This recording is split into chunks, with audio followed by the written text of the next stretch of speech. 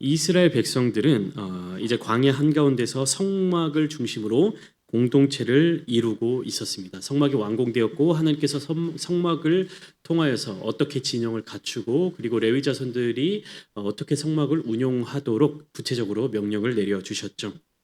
성막은 이스라엘 자손들에게 있어서 단순한 어떤 예배의 장소가 아니라 하나님이 그들 가운데 거하신다는 상징이었습니다.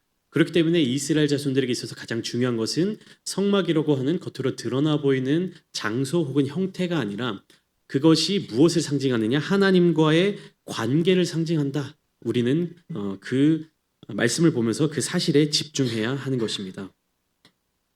그렇기 때문에 이 성막이라는 것을 그냥 구조적으로 혹은 공간적으로 그런 생각으로만 바라보는 것이 아니라 이 성막을 통해서 하나님과 어떻게 더 깊은 관계로 이어질 수 있을까의 단계로 나아가야 하는 것입니다. 그래서 오늘 본문 말씀을 보시면 하나님은요 성막을 세우도록 명령하신 이후에 성막이 완공되고 난 다음 이제는 성막을 섬길 사람들을 준비하는 과정을 명령하시고 계시는 겁니다. 민수기 7장에서는 어떻습니까? 성막이 완공된 이후에 각 지파의 지도자들이 성막에 봉헌 예물을 올려드리는 장면을 함께 나누었습니다. 공동체 전체가 하나님께서 기억해 주시는 하나님의 명령에 순종하는 그런 모습을 우리가 발견했죠. 그리고 오늘 이어지는 민수기 8장에서는 이제 하나님이 그 성막을 섬길 사람들을 어떻게 구별하시는지 그 구별하는 명령을 어떻게 내리시는지를 함께 살펴보고자 합니다. 민수기 8장은 크게 두 장면이 연결되어 있습니다. 첫 번째는 성막 안에 등잔대에 불을 켜는 장면입니다. 등잔대를 통하여서 빛을 비추도록 명령하시는 하나님의 말씀이 기록되어 있고 그 다음에는 무엇입니까? 레위인들을 정결하게 하여 하나님께 올려드리는 봉헌하는 그런 장면으로 이어지고 있습니다. 이 두 가지 이야기들은요 한 가지 메시지를 공통적으로 품고 있습니다. 무엇이냐? 하나님께 속한 사람들은 어떠한 삶을 살아야 하는가? 하나님께 속한 사람은 거룩한 삶을 살아야 한다. 거룩이라는 말을요 다르게 표현하면요 무엇이냐면 구별된다라고 이야기할 수 있습니다. 그래서 그 삶을 구별된 삶을 통해서 세상 가운데 하나님의 빛을 비추며 살아가도록 하시는 것입니다. 여러분 그것이 하나님 앞에서 구별된 자들이 하나님의 백성으로 택함 받은 자들이 가져야 할 사명인 것입니다. 여러분 사명은요 해도 되고 안 해도 되는 그러한 이야기 내용이 아닙니다. 사명은 무엇입니까? 하나님께서 특별하게 주시는 명령입니다. 반드시 지키도록 하는 것이죠. 그렇게 사명은 무엇으로 연결되냐면 그 대상의 정체성과 연결되는 것입니다. 하나님이 주시는 사명을 잘 감당하는 자들은 누구의 자녀, 누구의 백성이 되는 겁니까? 하나님께 속한 자들이 되는 것입니다. 그렇게 사명은요 반드시 정체성과 연결이 되는 것입니다. 그래서 본문 1절부터 4절 말씀 성경 말씀에 파란색으로 제목이 기록되어 있죠. 등잔을 차려놓는 방식이라고 기록되어 있습니다. 등잔을 차려놓는 방식. 근데 1절 말씀 어떻게 기록하고 있습니까? 여호와께서 또 모세에게 말씀하여 이르시되 하나님이 계속해서 이 모세 오경을 통해서 반복해서 보여주시는 장면이 무엇이냐? 이스라엘 자손들로 하여금 어떤 일을 행하도록 할 때 꼭 누구를 통해서 명령하시는 겁니까? 모세를 통해서 명령하고 계신다. 오늘 본문 말씀에도 그것이 반복되어서 기록되고 있죠. 중간중간 우리가 성경을 함께 봉독하면서도 여호와께서 모세에게 말씀하여 이르시되 라는 이 구절을 여러 차례 함께 읽었죠. 근데 중요한 건 무엇이냐? 1절은 모세에게 말씀하여 이르시되 라고 해서 이어지는 하나님의 명령이 주어지고 있는데 3절 후반부를 보면 결과가 이렇게 나타나고 있습니다. 여호와께서 모세에게 명령하심과 같았더라. 우리가 출애굽기를 나눌 때부터 계속해서 이 장면이 반복되고 있죠. 하나님께서 모세를 통하여서 아론에게, 제사장들에게, 이스라엘 자손들에게, 이스라엘의 지파의 우두머리들에게 명령을 내리시면 그 명령을 모세가 전달을 하는 것이죠. 전달한 이후에 결과물을 보니까 어떻습니까? 하나님의 명령하신 것과 이루어진 결과가 똑같았더라. 하나님이 말씀하심에 그 말씀이 이루어졌다. 이 모습 우리가 어디서 많이 보았습니까? 창세기 1장에 우리가 수도 없이 읽었죠. 하나님이 말씀하심에 천지가 그대로 다 이루어졌다. 하나님의 역사는요, 하나님이 말씀하시고 만물이 그 말씀에 순종함으로 이루어지는 것입니다. 하나님께서 백성들에게 명령하시고 그 백성이 하나님의 명령에 순종할 때 이루어지는 것입니다. 하나님께서 우리 그리스도인들에게 명령하시고 말씀하신 것이 우리들의 삶을 통하여서 그대로 나타날 때 하나님의 역사가 이루어지는 것입니다. 하나님께서 그래서 우리에게 함께 일하고자 계속해서 손을 내밀고 계시는 것입니다. 우리와 함께 동행해 주시는 것이죠. 그러면 오늘 본문 말씀으로 다시 돌아가서 그러면 등잔을 어떻게 차려 놓아야 하는가? 그리고 이 등잔, 다시 말하면 등불을 왜 켜 놓아야 하는가? 우선은 등불을 켤 때 어떻게 켜야 합니까? 2절 보면 7 등잔을 등잔대 앞으로 비추게 하여라. 등잔의 개수가 7개가 나와 있고요. 그 불빛의 방향도 하나님께서 정해 주시는 대로 그렇게 구조를 잡아야만 했습니다. 우리가 상상을 해보면요, 이스라엘 자손들이 광야 가운데서 이 성막을 완공했죠. 다 지었죠. 근데 이 성막 안에는요, 창문이 없었습니다. 그리고 몇 개의 덮개로 가죽들로 이렇게 다 덮어 놓으니까 어떻습니까? 밖에는 환한 대낮이라도 성막 안에는 아무런 빛이 들어올 수가 없었을 것입니다. 자연의 빛, 어떤 채광 구조가 자연스럽게 흘러 들어올 수 있는 구조가 아니었습니다. 그렇기 때문에 이 성막 안을 밝히는 유일한 빛은 무엇이었냐면 이 등잔대로 켜놓은 이 등불만이 성막 안에서 비추는 유일한 빛이었던 것입니다. 만약에 이 불이 꺼지면 어떻게 됩니까? 성막 안은 완전한 어둠으로 가득 찰 수밖에 없었겠죠. 그리고 이 등잔대는요, 단순히 공간을 밝히는 조명의 역할만 감당하는 것이 아니었습니다. 그러니까 창문이 없고 채광이 들어오지 않기 때문에 그 안에 빛을 비추기 위한 목적만으로 하나님의 명령을 하신 것이 아니라 이것은 어떠한 상징을 또 가지고 있습니다. 무엇이냐? 하나님이 거하시는 곳에는 어둠이 아니라 빛이 있다라는 상징을 보여주고 있는 것이.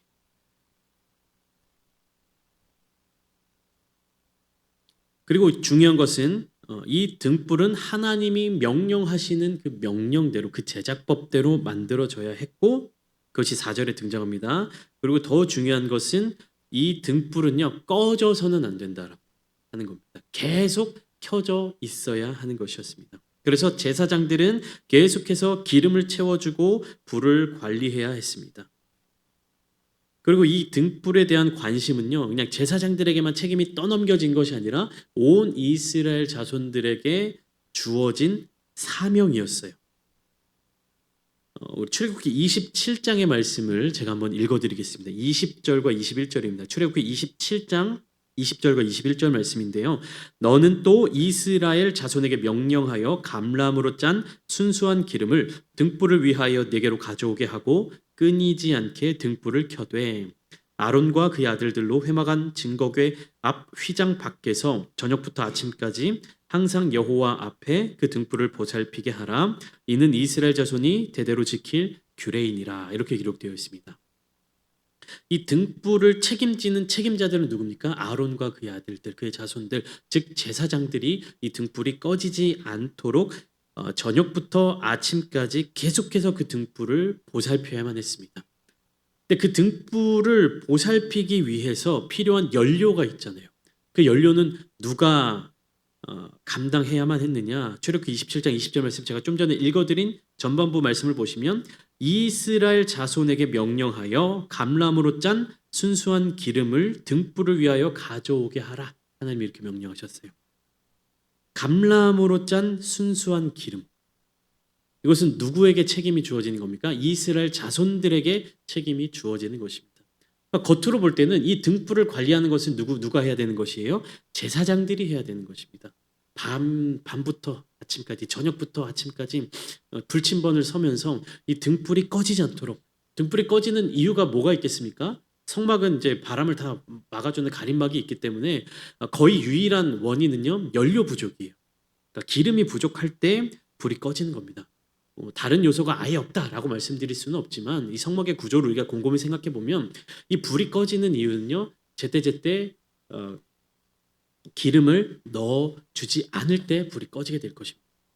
그러면 그 기름을 공급하는 책임은 또 누구에게 있는 것이에요? 이스라엘 자손들에게 있는 것이다.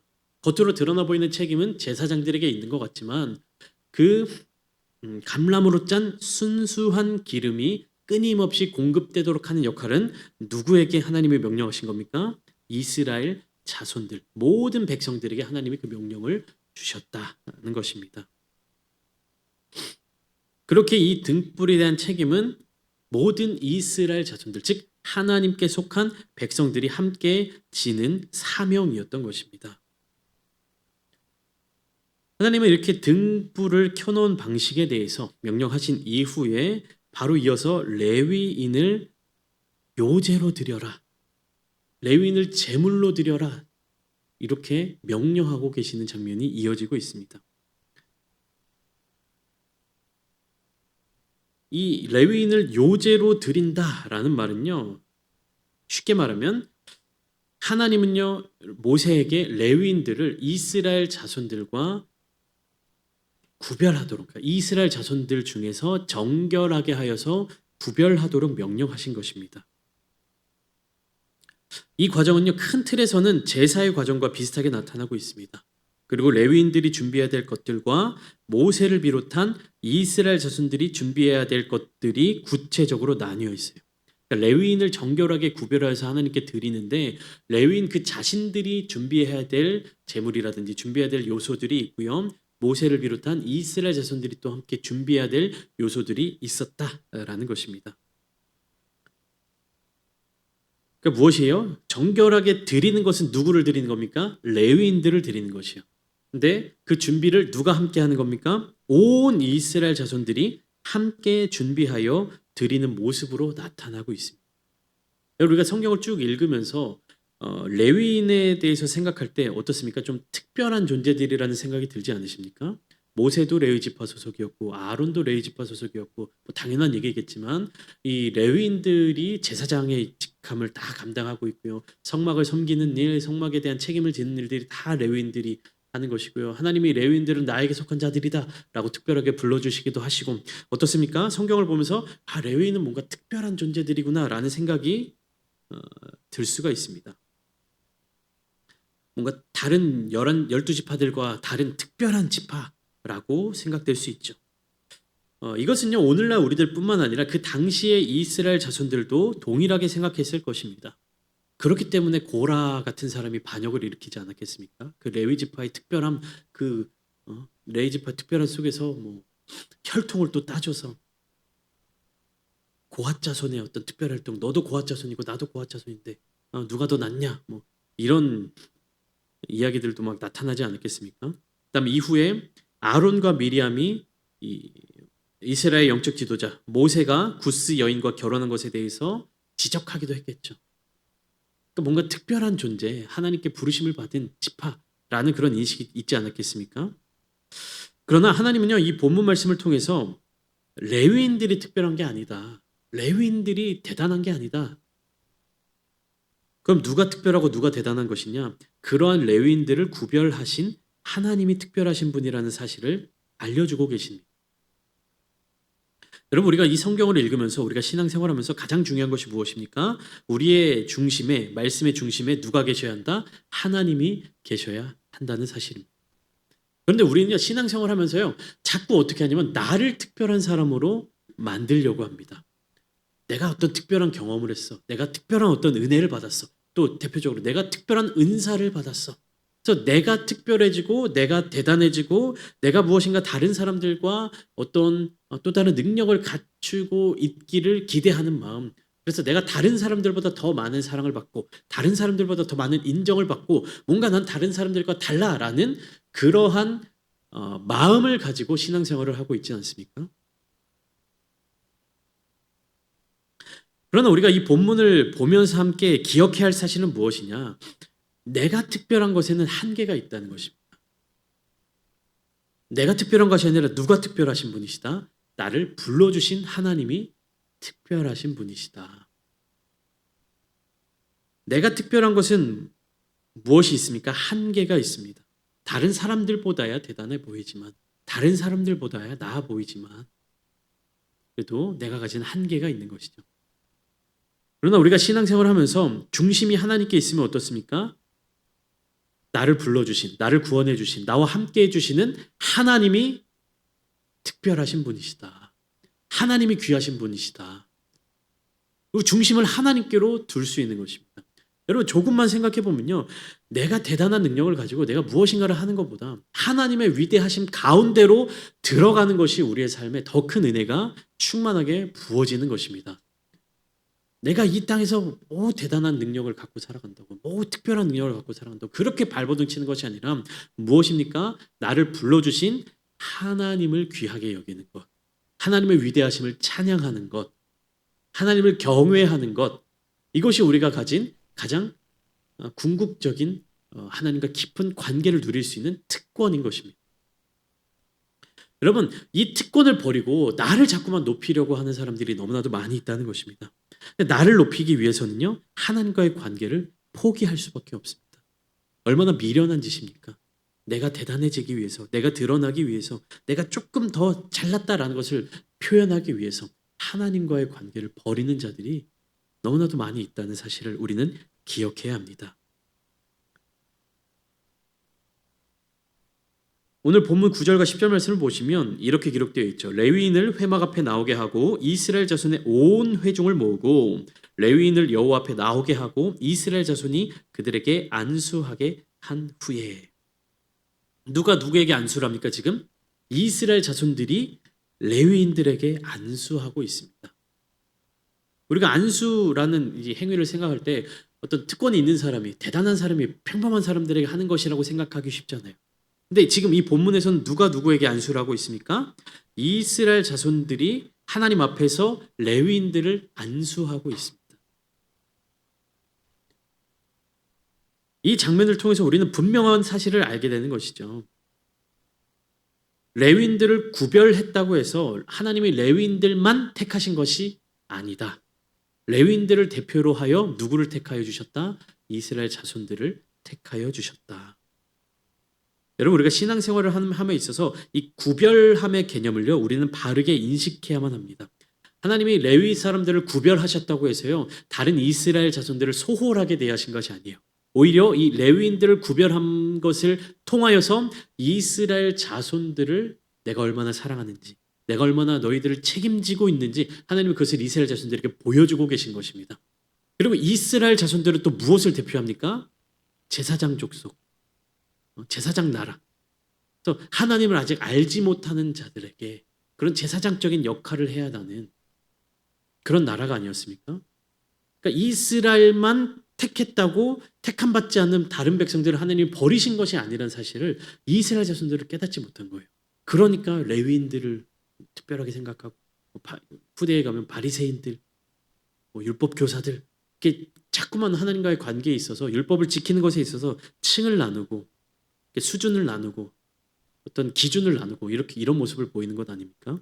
그러나 하나님이 레위인들을 구별하신 이유는 레위인들을 통하여 온 이스라엘 자손들을 책임져 주시기 위해, 그리고 이 이스라엘 자손들을 통하여서 모든 인류들을 하나님의 사랑과 은혜의 자리 가운데로 초청하기 위해서. 그러니까 우리 믿는 그리스도인들도 어떻습니까? 우리만 잘 먹고 잘 사는 것이 아니라, 우리만 구원받고 은혜 가운데 살아가는 것이 아니라, 아직 하나님을 알지 못하는 자들, 혹은 하나님을 알지만 제대로 믿지 못하는 자들에게 이 하나님의 마음을 전해야 하는 그 책임을 우리가 가져야 한다는 것입니다. 하나님이 우리에게 그런 책임을 주신 것이에요. 장자들에게 그 책임을 주셨고, 장자가 아버지의 재산을 많이 가져가라고만 해서 장자입니까? 아버지의 뜻을 형제들에게 함께 책임지고 나누는 그 역할을 장자가 감당해야 되는 거 아니겠습니까? 믿는 그리스도인들을 마찬가지죠. 우리끼리 모여서 우리만 구원받고 우리만 은혜 가운데 살아가는 것이 아니라 무엇입니까? 아직 그 은혜를 알지 못하는 자들을 하나님 앞으로 인도하여 주는 역할, 하나님의 마음을 품고 세상 가운데로 나아가는 역할을 우리가 해야 하는 것입니다. 그래서 우리는요, 이 구별의 개념을 바르게 인식해야 됩니다. 여러분, 레위인들을 구별했다고 해서 이스라엘 모든 지파 중에 레위인들만 특별하다, 레위인들만 하나님의 것이다, 아니라고 말씀드렸습니다. 그렇게 우리가 신앙생활을 하면서 어떻습니까? 여러 차례 말씀드렸지만 이 11조를 구별해서 드리는 것이, 11조를 비롯한 헌금들을 구별해서 드리는 것이 되는데, 설명드리기 쉽게 11조에 대해서만 말씀드리면 내가 가진 재산 중에 10분의 1만 하나님의 것이다? 아니죠. 이 모든 것이 다 하나님이 주신 은혜다라고 하는 표현, 그 표현 중에 상징, 그 가치를 11조를 통해서 하나님께 고백하는 것이죠. 주일은 어떻습니까? 일주일 중에 7일 중에 주일만 하나님의 날입니까? 나머지 6일은 사람의 날입니까? 아니죠. 대표적으로 이 주일을 하나님의 날로 기억하면서 나머지 6일 엿새간의 기간도 날마다 하나님과 동행하는 삶을 살아가는 것이에요. 그러니까 구별됨은요, 바로 거기에 있는 것입니다, 여러분. 우리가 세상으로부터 거룩하게 구별된 자들이라고 해서 세상과 딱 분리돼서 세상은 심판받을 존재들, 우리는 구원받을 존재들, 이렇게 단순히 이분법적으로 생각할 수 있는 것이 아니라 구별되었다면 그 하나님의 뜻을 통하여서 세상 가운데, 내가 속한 공간 가운데 그 하나님의 뜻을 전해야 할 책임을 가지는 것입니다. 그렇기에 이 본문에서 레위인들은요, 단지 하나님을 위해 봉사하는 사람들로 끝나는 것이 아니라 그들의 삶이 하나님께 드려진 존재라는 상징, 그리고 살아있는 재물이 무엇인지를 보여주는 그러한 존재들이었습니다. 그래서 설명드렸다시피 하나님은 레위인들의 역할을 말씀해 주시면서 그들이 이스라엘의 장자들을 대신하는 사람들이라고 말씀하셨습니다. 이것은 민수기 3장에서도 하나님이 말씀하셨던 것이죠. 이스라엘 자손 중 모든 처음 태어난 자 대신에 레위인을 취하고 또 그들의 가축 대신에 레위인의 가축을 취하라. 레위인은 내 것이라 나는 여호와니라 라고 민수기 3장 45절 말씀을 통해서 하나님이 이야기하셨죠. 레위인들은 자기 자신을 위해 존재하는 사람들이 아니었습니다. 그들은 이스라엘 공동체 전체를 대신하여 하나님을 섬기는 사람들이었습니다. 여러분, 하나님께 속한 사람은요, 자기 자신만을 위해 살아가는 사람이 아니라 다른 사람들을 위해 살아가는 사람들입니다. 하나님께 속한 사람들은 공동체를 세우는 삶을 살아냅니다. 하나님께 속한 자들은 이 땅에서 하나님의 나라를 세우는 삶을 살아냅니다. 민수기 8장의 이 장면은 그래서 하나님께서 그리시는 큰 그림을 우리에게 보여주고 있습니다. 레위인들은 하나님께 드려진 사람들이었고 공동체를 대신하여 하나님을 섬기는 사람들이었죠. 그리고 이것은 궁극적으로 신약에 이르러서 무엇으로 나타나느냐? 예수 그리스도의 사역으로 나타나게 됩니다. 예수님은 하나님께 자기 자신을 완전하게 드리신 분이셨죠. 예수님의 삶 전체는 하나님 아버지께 속한 삶이었습니다. 그리고 예수님은요, 자기 자신을 하나님께 드리는 제물로서 십자가에 내어주셨습니다. 그리고 그 예수님께서 제자들에게 뭐라고 말씀하셨냐면 나는 세상의 빛이다. 빛으로서 오셨다. 세상의 빛을 비추는 분으로서 오셨다라고 말씀하셨습니다. 그리고 놀랍게도 예수님의 제자들에게도 이렇게 말씀하셨습니다. 마태복음 5장 14절을 통해서 너희는 세상의 빛이라. 예수님께서 이 세상의 빛이 되어주셨고 또 주님을 따르는 제자들에게 이 세상의 빛이 되도록 말씀해 주셨던 것.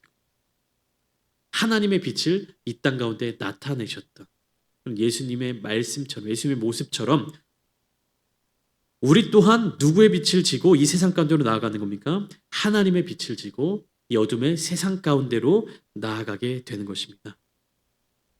여러분, 우리가 서 있는 자리에서 하나님께 속한 삶을 살아갈 때 우리의 삶은 세상 가운데서 빛으로 나타나게 될 줄 믿습니다. 우리의 말과 행동, 사랑과 섬김을 통해 하나님의 빛이 비춰집니다. 오늘 우리의 삶이 바로 그런 삶이 되기를 소망합니다. 그리스도인들이, 우리 기독교인들이 이 교회가 세상 가운데 빛이 되어야 합니다. 이 세상은 점점 더 어둠 가운데 빠져들어가고 있고요. 사탄의 그런 권세들, 사탄의 세력들 점점 분열시키고 사랑을 속이고 사랑하지 못하도록 만드는 이 세상 가운데 우리 믿는 그리스도인들이 사랑을 전하고 어둠 가운데 빛을 전하고 하나님의 생명을 전하는 자들이 되어야 합니다. 여러분들이 서 있는 자리 곳곳에서 예수 그리스도의 빛을 전하시는 성도님들 되시기를 축복합니다.